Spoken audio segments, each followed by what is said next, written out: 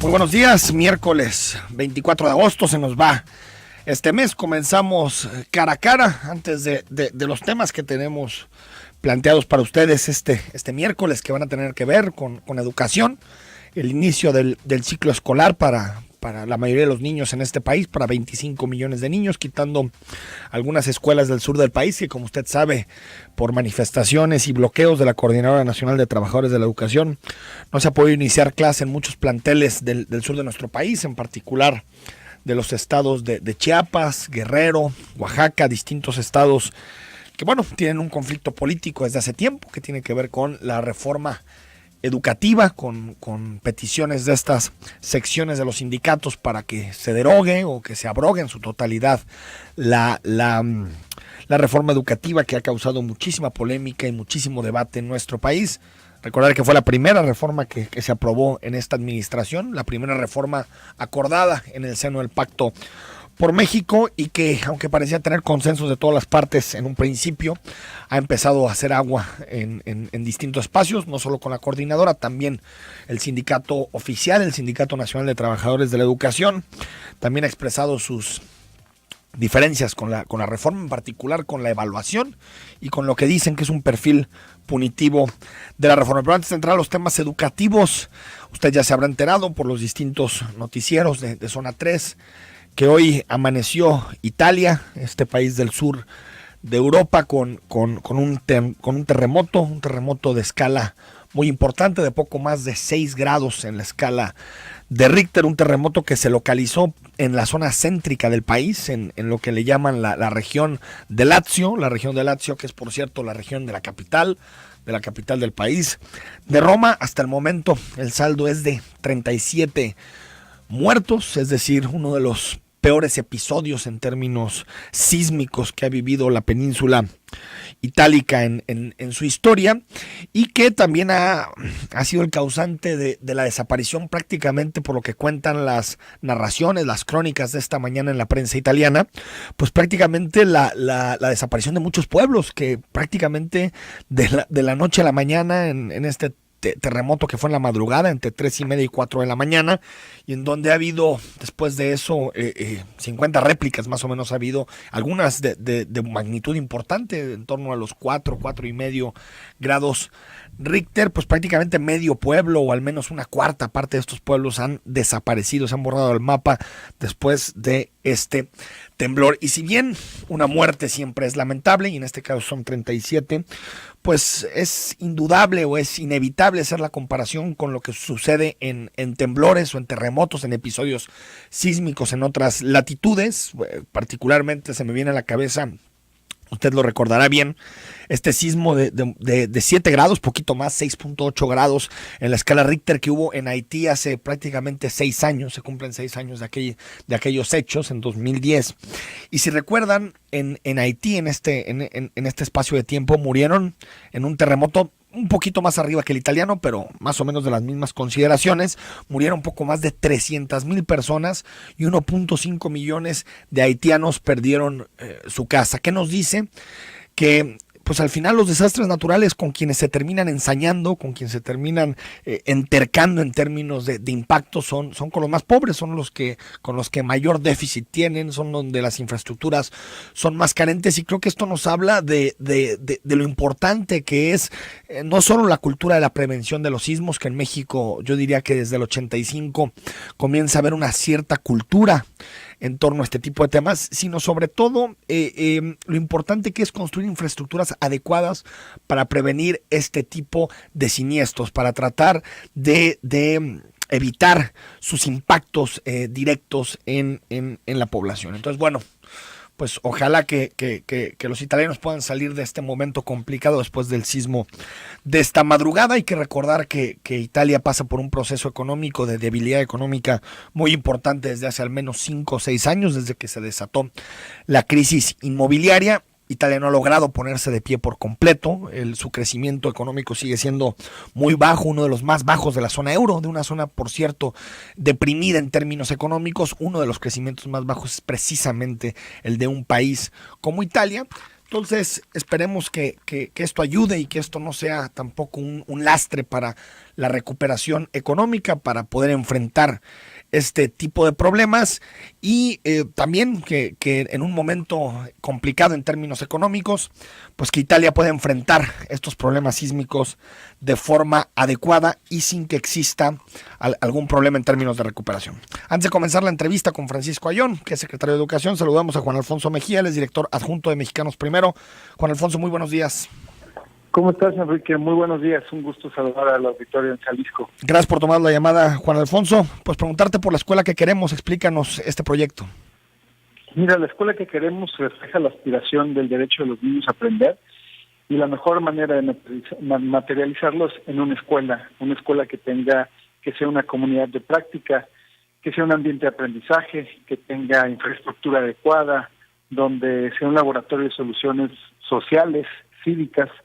Pero esta escuela que queremos lo vemos como una oportunidad en el cómo sí, en una coyuntura como la que hoy enfrentamos en México, y más que decir no le muevas ni una coma al proceso de transformación educativa, a la reforma, o decir abrogar el proyecto entero, lo que creemos es que existen pautas muy claras sobre el cómo sí profundizar en este proyecto de transformación, y eso es a lo que convocamos el día lunes y el día de ayer a una conferencia de prensa, el lunes en un desplegado 124 organizaciones de la sociedad civil a construir juntos la escuela que queremos, anteponiendo el derecho de los niños a aprender, Enrique.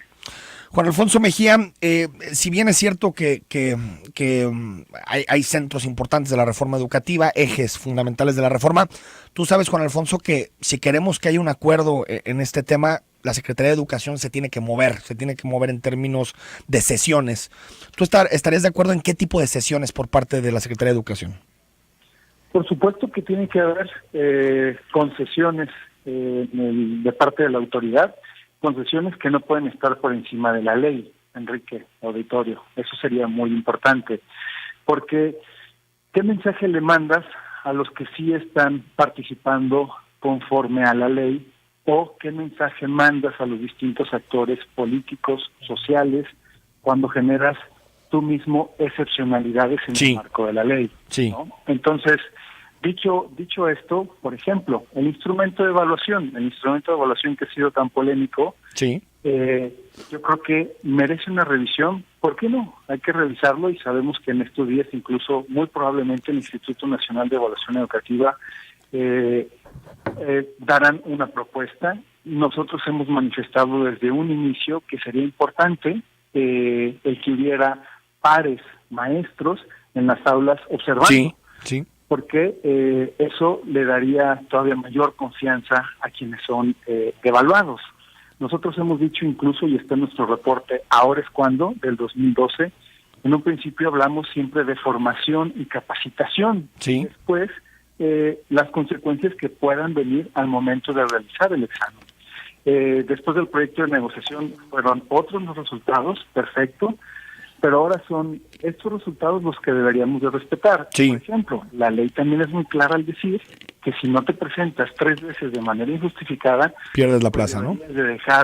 Deberías de dejar efectivamente de por lo menos de descontar el día, y luego si son 3 días, bueno, efectivamente mover claro. A este servidor público que es el maestro. Entonces, sesiones y concesiones, por supuesto, pero no las que estén dentro del marco de la ley, porque si la autoridad negocia la ley, el mensaje para el Estado de Derecho creo que es, lejos de reforzarnos, nos debilita como sociedad. Ahora, Juan Alfonso, piden algunos sectores de la CENTE una evaluación no punitiva. ¿Se puede eso? Mira, yo creo primero que nada que la evaluación que hoy tenemos no es punitiva porque es bastante gradual. Tú puedes presentar el examen y hasta en 3 ocasiones y reprobarlo y no vas a perder tus derechos laborales. Y no es Mexicanos Primero quien lo ha dicho, es la Suprema Corte de Justicia de la Nación. Sí. ¿Qué pasaría? Es una función administrativa. ¿Ok? Primero. Segundo, ciertamente es una evaluación que haga sentir a los maestros acompañados. Creo que eso es... y algunos profesores Creo que no son todos, ni la vasta mayoría, y lo hemos visto en este regreso a clases, pero profundizamos en esto si tú lo deseas más adelante. No le temen a la evaluación. Sí. Lo que quieren es que sí se les dé una formación que los acompañe de manera continua y un proceso al cual no han estado acostumbrados. Sin embargo, hoy en día, desde 2013 a la actualidad, que es cuando entró en vigor la reforma, hay más de 500,000 aspirantes que han presentado el examen y se han entregado alrededor de 120,000 plazas por concurso y por promoción. Entonces, sí hay un movimiento de transformación, no a la velocidad y profundidad que queremos, pero sí hay muchos maestros que le están apostando al proyecto de transformación educativa. Juan Alfonso Mejía, director adjunto de Mexicanos Primero, está aquí con nosotros en cabina Francisco Ayllón, el secretario de Educación en Jalisco, y te quiere saludar.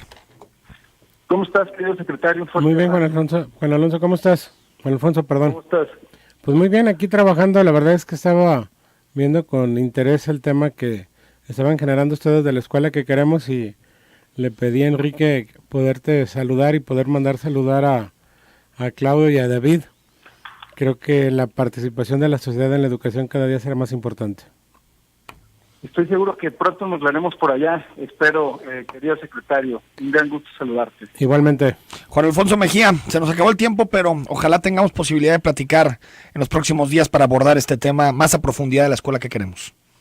Por supuesto, y sobre todo, no mandar mensajes equivocados a los distintos maestros que sí están en las escuelas y que entonces puedas premiar a quien no está asistiendo a la escuela. Jalisco fue uno de los estados que tuvo un regreso a clases dentro de la normalidad y eso hay que apreciarlo. Así es que muchísimas gracias, estimado Enrique, saludos al secretario. Saludos, Juan Alfonso, buen día. Saludos. Nosotros nos vamos a un corte, les recuerdo el WhatsApp en cabina, es el 33 18 80 76 41. Al volver platicamos con el secretario Francisco Ayllón.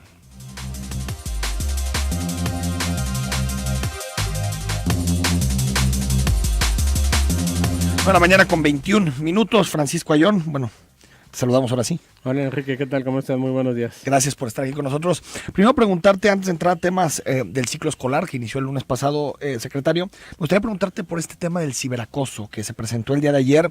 ¿Cuántos recursos van a ir para este tema y qué han detectado? ¿Por qué el problema es tan grave? A ver, déjate digo cuántos recursos van a ir y cuáles son los dos temas fundamentales. Los dos temas tienen que ver con o trabajas, que es lo ideal en la prevención, o eres reactivo, que esa es la parte primaria.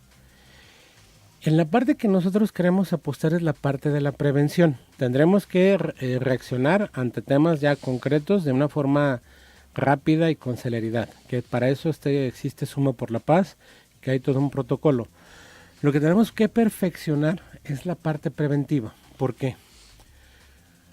Porque en la parte preventiva nosotros lo que hacemos ahorita, Enrique, es decir, bueno, pues esta escuela es una escuela muy grande y creemos que los problemas sociales son tales. Y sobre esos problemas sociales, lo que generamos es el tema de cursos de prevención muy específicos. ¿Qué queremos crear hacia el futuro que estaremos trabajando? Lo hemos estado trabajando de manera interna, nosotros en grupos con la propia Fiscalía General del Estado, con Lalo Almaguer, con el doctor Antonio Cruces en Salud. Estaremos el día de hoy platicando con la gente del clúster médico, estaremos platicando con la gente de Paz, con la gente de UNICEF, porque nuestra idea es poder generar una app para los alumnos, para que ellos puedan contestar una encuesta muy específica y que nosotros podamos decir, en tal escuela tenemos un problema de tal cosa, en tal escuela tenemos un problema de tal situación, pero que también los alumnas y los alumnos se puedan medir en el grado de violencia que están sufriendo. Dependiendo de tus respuestas, tendrá una situación de contestación en automático donde puedas estar en un semáforo en verde, en amarillo o en rojo. Lo que tenemos que hacer es, creo que el gran reto de la educación y el gran reto del siglo XXI tiene que ver con la comunicación y con la información. Dar cursos al azar, dar cursos es como tirar un escopetazo y a ver a qué le pegas. No, tenemos que dar tiros de precisión Estaremos creando el APP, lo estamos trabajando con el Instituto de las Mujeres, que es fundamental, que es quien coordina prácticamente este esfuerzo junto con nosotros, la doctora Erika Loyo, la Fiscalía, para poder llegar a un consenso de cuáles son las preguntas que tenemos que hacer, cuáles son las situaciones que tendremos que tener, y ya sobre eso decir, en tal escuela tenemos un problema grave y el problema es de tal cosa. En tal escuela tenemos un problema grave y es de tal cosa, y así poder ir con tiros de precisión muy concretos al tema de prevención. Lo que necesitamos primero es la información específica para poder resolver hacia dónde queremos ir. Entonces, secretario, al día de hoy no tenemos un diagnóstico claro. Al día de hoy lo que tenemos es una situación reactiva de decir, en tales escuelas están surgiendo casos. ¿Dónde tenemos embarazos? Por ponerte un ejemplo, embarazos juveniles, no, pues en tal escuela tenemos un mayor índice, en tal también, entonces vas y atacas. Lo que tenemos que hacer es generar situaciones de información muy concreta de los planteles, pero de todos. O sea, no porque una escuela tenga un mejor director y el director trabaje e insista en los temas de su comunidad, tenga la información, sino que tendría que ser de todos. Claro. Yo creo que la gran apuesta de este gobierno y la gran apuesta que estaremos haciendo en educación es en base a la telefonía. O sea, lo que nos une a los seres humanos el día de hoy son teléfonos con datos móviles. ¿Qué estaremos generando? Las APPs que tengan una mayor conectividad y un mayor desempeño de comunicación con nuestros estudiantes, nuestros maestros y con temas muy específicos como este. ¿Tú podrías denunciar a través de la APP? ¿Tú podrías ¿Un acoso? Sí. ¿Y dónde están, en qué nivel, secretario, están ubicando más el asunto del acoso y también del sexting, este famoso, en secundaria, en prepa? Nosotros lo estamos generando principalmente en secundaria y en prepa, que es donde tenemos un mayor problema. El mayor problema que hemos identificado, Enrique, tiene que ver con la violencia hacia las mujeres. Fotografías. Sí, pero aparte es que muchas mujeres creen que la violencia es algo natural ya. O sea, ese es un tema grave, porque creen que la violencia que ejercen sus novios en la escuela secundaria o la violencia que ejercen sus compañeros o compañeras es un tema que así ha sido siempre y así seguirá siendo. Entonces se ha generado el verlo de una forma natural y no podemos verlo de una forma natural. Entonces nuestro principal trabajo tendrá que ser con la situación de género, de igualdad de género. Te pondré un ejemplo el día de ayer. El día de ayer fuimos al IDEF con el gobernador a un tema de capacitación de mujeres en maquinaria pesada que organiza la propia Cámara Mexicana de la Industria de la Construcción. Y escuchas hablar el sufrimiento que tienen las mujeres que tienen una enfermedad, que son padre y madre, que se les han cerrado las puertas y cuando ven una luz de futuro, y la verdad es que necesitamos trabajar por ellas. O sea, el mayor reto de trabajo de este gobierno, y en eso la verdad es que a mí me enorgullece mucho trabajar al lado de Lorena Jacibe Arriaga, con Mujeres Avanzando, de Erika Loyo, que creo que van a ese punto, pero el tema primordial, en el tema de ciberacoso, en el tema de violencia escolar, principalmente lo están sufriendo las mujeres, que es el tema primario del APP que está adolescentes, niñas, ¿no? Principalmente secundaria, es el tema más grave, y después media superior. Francisco Ayón, el lunes inició el ciclo escolar. Había una amenaza de bloqueo en el aeropuerto de Guadalajara por algunos integrantes del movimiento magisterial jalisciense. Al final creo que vimos poco más de 20 personas en el aeropuerto. ¿Qué pide el movimiento, secretario? ¿Qué están pidiendo? ¿Lo mismo que pide la gente? ¿Cuáles son sus demandas? A ver, nomás para hacértelo muy concreto. Hay 80,000 maestros en Jalisco. Sí. La marcha del sábado en el centro de la ciudad fueron 40. Y la marcha del lunes del aeropuerto fueron 25. ¿Y su petición es de estos poquitos? Su petición es el abrogar la reforma educativa, el que ellos ven una reforma educativa punitiva, que yo no comparto esa opinión, y el tema de que nosotros reinstalemos y todo el país reinstale a todos los docentes que han sido separados de su cargo por no presentar la evaluación al desempeño. Te pondré el caso de Jalisco muy rápido. En básica hubo casi 8,000 que hicieron el examen de evaluación y de esos 8,000 habrá 50 que hayan sido separados de su cargo por no haberlo presentado y es menos del 1%. Traigo un 10% de destacados que tienen un incentivo del 35% y un 10% de insuficientes que voy a estar al lado de ellos. Ya estuve el lunes antepasado, el antepasado en Puerto Vallarta platicando con ellos.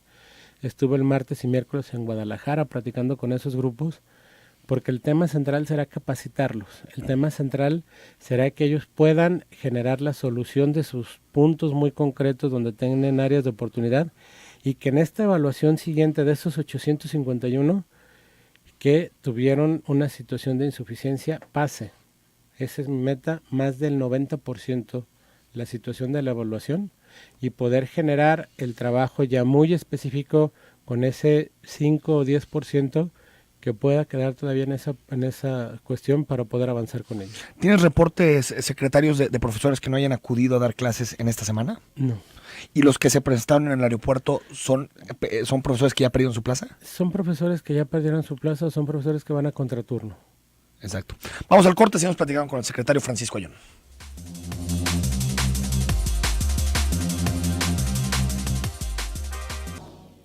Reporte vial.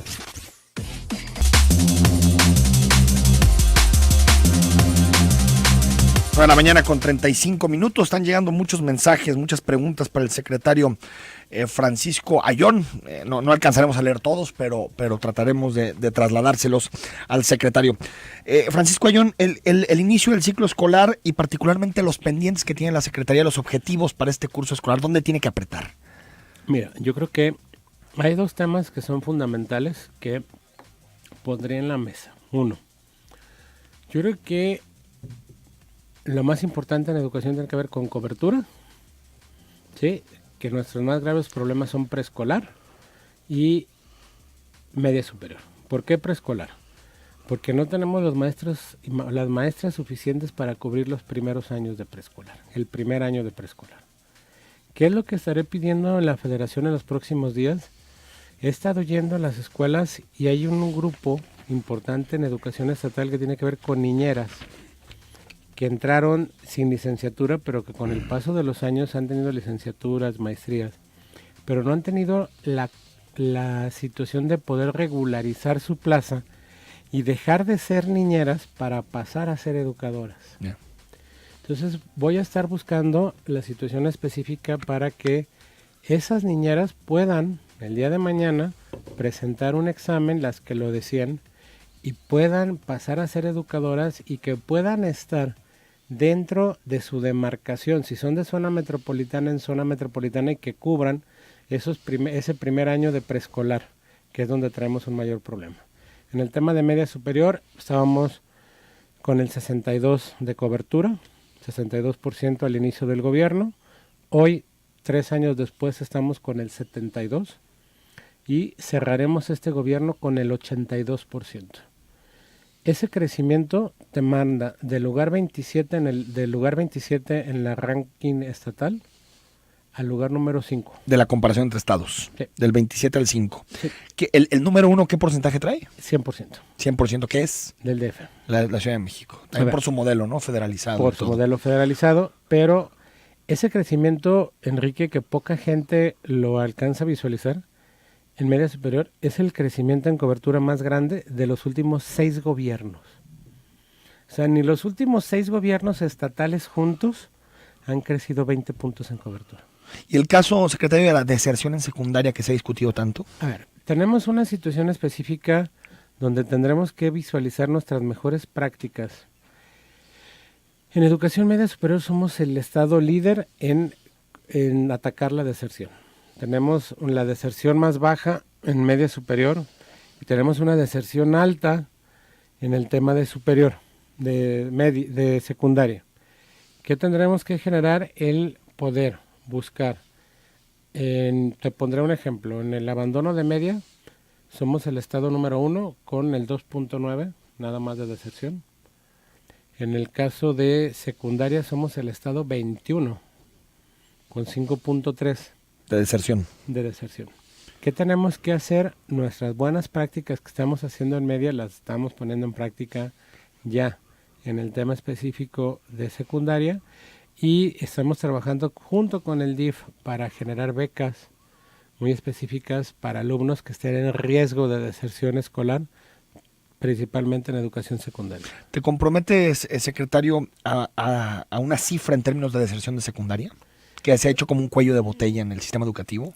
Yo creo que el gran compromiso, más que el tema de deserción, mi opinión es que podamos bajar la deserción a estar dentro de los 10 primeros estados, no estar en el estado número 21.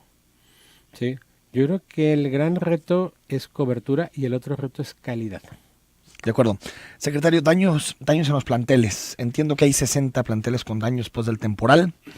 ¿Es así las cifras? ¿Hay otras? Es así la cifra. Estamos ya trabajando en la solución de estos mismos, donde tenemos una mayor situación todavía de problemática por un tema muy específico del Fonden. Tiene que ver con la zona costa. Ya estamos en la situación del arreglo de todas estas escuelas, principalmente en los municipios de La Huerta, de Mascota, Cabo Corrientes, Talpa y Cihuatlán. ¿Y cuántos recursos se necesitarían? Lo que nos llegaron ahorita fueron 60 millones de pesos para estas escuelas de la costa. Aulas provisionales, secretario, ¿cuántas quedan? Y si realmente se podrá terminar el sexenio sin aulas provisionales. Terminaremos el ciclo escolar sin aulas provisionales. Este mismo año.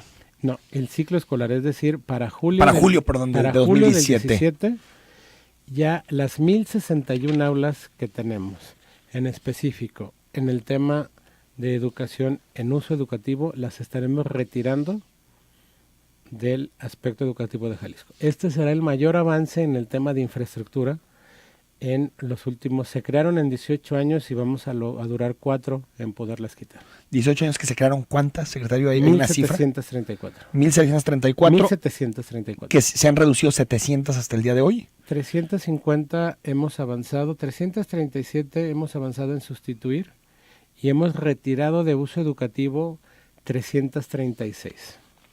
¿Qué es retirar de uso educativo? Es hacer una reingeniería en las escuelas para decir, esta escuela tiene un sobrecupo y en esta no tenemos alumnos, mandemos alumnos de esta escuela para acá y quitemos esta aula provisional, mandemos esto para acá y quitemos.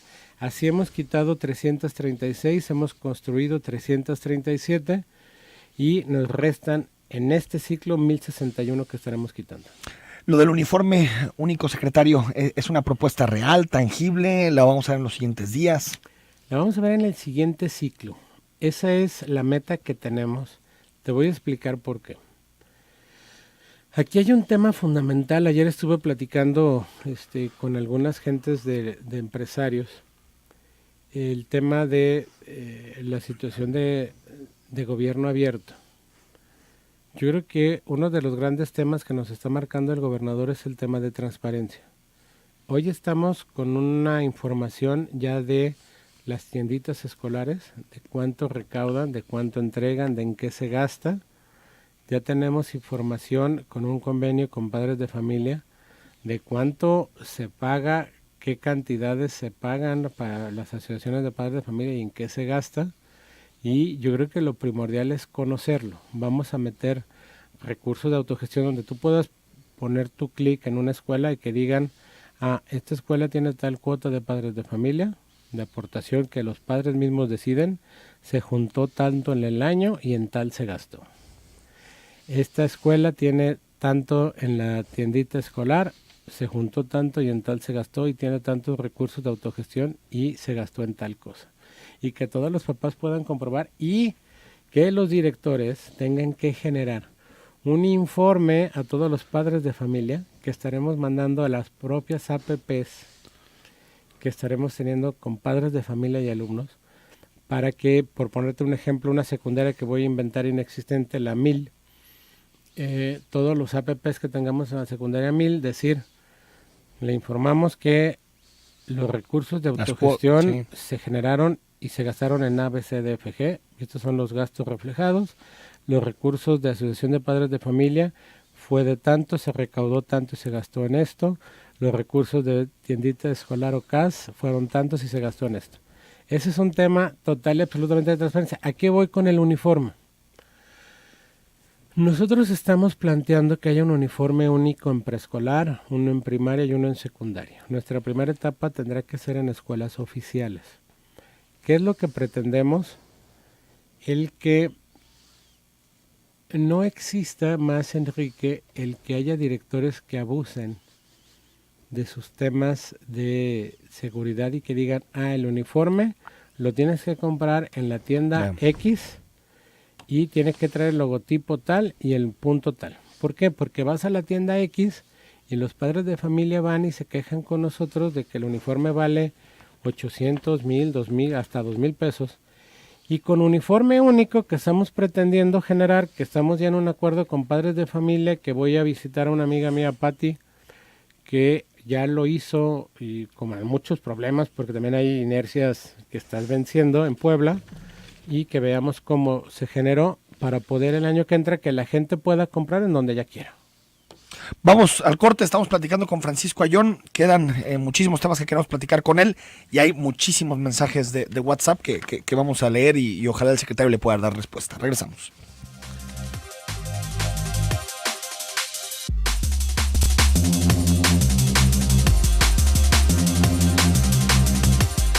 De la mañana con 49 minutos. Bueno, algunos mensajes. Dice que buen día, preguntar si estaremos como Chiapas y Oaxaca, que no hable tanto y actúen duro contra los disidentes, dice Vanessa. A ver, Vanessa, no han generado ninguna situación que atente contra derechos de terceros. El gobernador ha sido muy claro en ese tema. Vamos a respetar todos los grados de disentir en un tema específico mientras no generes daños a terceros. Hicieron una situación de una toma pacífica del aeropuerto con unas mantas, pero el acceso de entrada y de salida del aeropuerto siempre estuvo abierto y fueron 25 personas. Gracias a Miguel Ángel Martínez por lo que nos dice del espacio. 5653, buenos días, señora Ayón. ¿Qué pasa con la escuela Valentín Gómez Farías? Que no hay clases de cuarto a sexto. ¿Qué puede decir al respecto en Zapopan junto al Panteón Municipal?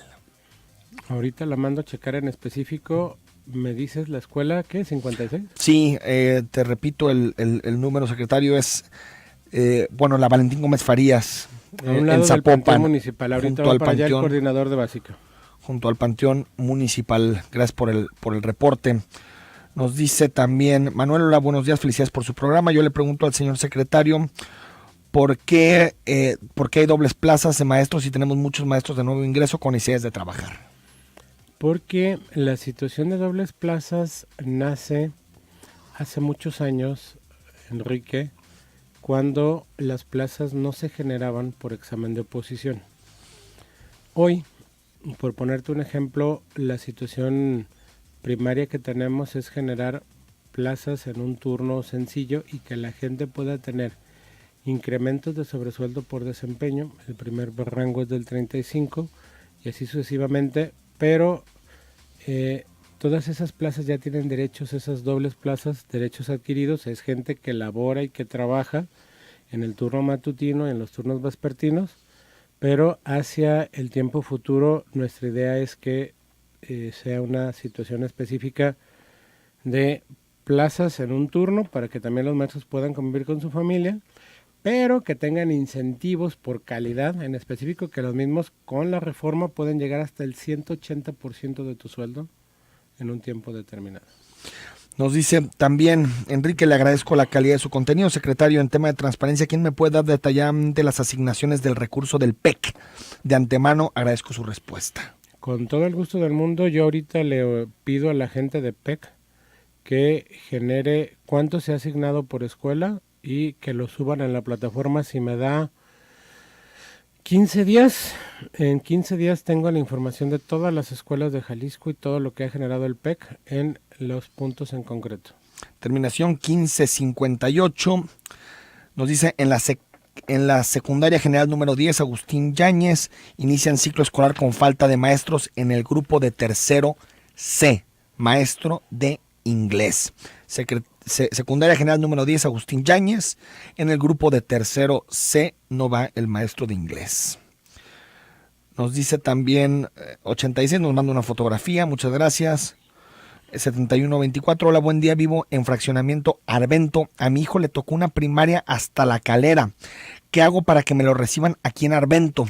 Ya perdió estos días de clase. Gracias. A ver, checo en específico la situación que tenemos en Arvento, porque la situación de las escuelas de Tlajomulco tiene que ver con una saturación importante en las mismas.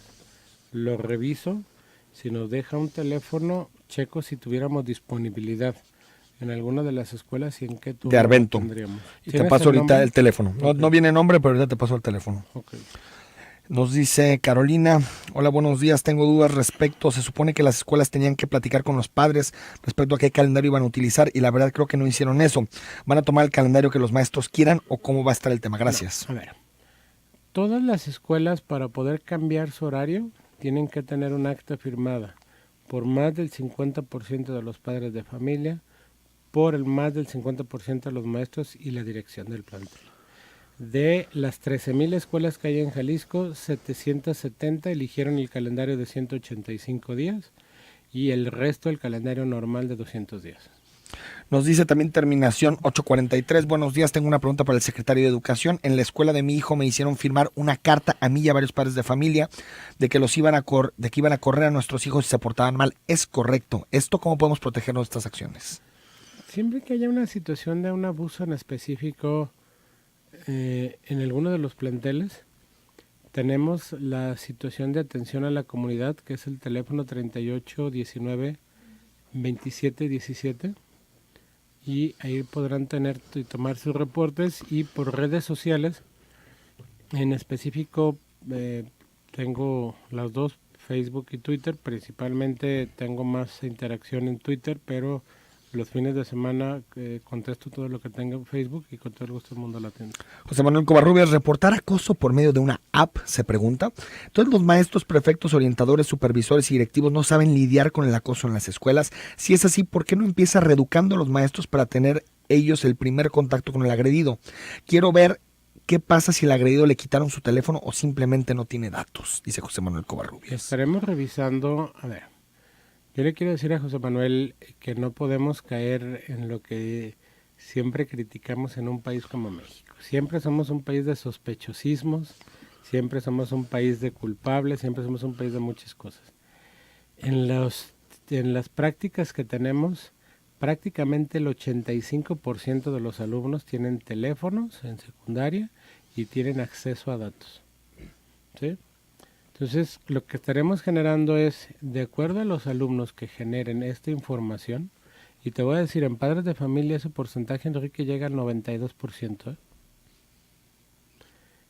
Lo que estaremos generando es tener esa información en específico sobre la información que logremos poder trabajar en las escuelas.